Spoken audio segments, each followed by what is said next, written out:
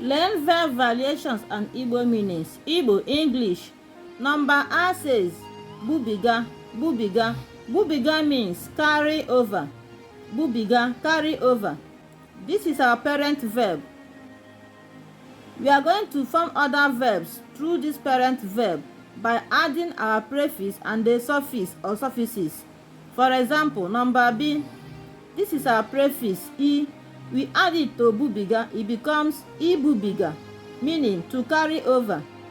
Number C, bubigara.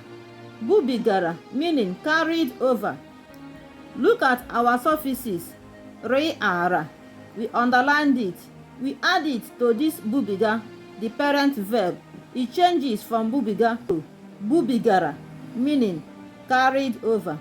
Number D, we add our prefix here. Na ebubiga, na e. We underlined it. It becomes na ebubiga. Na ebubiga is carrying over. Number A, we add ga e to this bubiga, the parent verb. It changes from bubiga to ga ebubiga, meaning we carry over. When you hear ga e, it means future tense. When you hear na, it is a present continuous tense. So ga e, we add it to this bubiga. It changes from bubiga to ga ebubiga, meaning we carry over.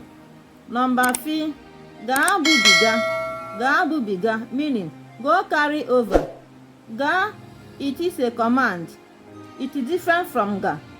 Ga as a command, it has double a, as you can see it.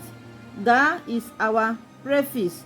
We added it to this bubiga, the parent verb. It changes.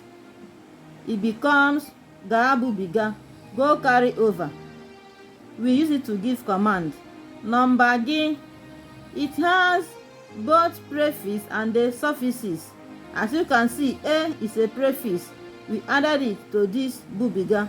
We also add suffixes. Li ala. That is, it becomes ebubigala. Ebubigala, don't carry over. Ebubigala, it means don't carry over. It is an opposite instruction. Here we add both prefix and the suffixes. As you can see, a we add it before bubiga. We also add go, go. It becomes ebubigago, meaning have carried over. It is in past tense. So this parent verb bubiga, you can add either prefix or suffix or suffixes to change this parent verb to other form of verbs. As you can see it now, we are going to use them one by one in sentence making. Bye for now.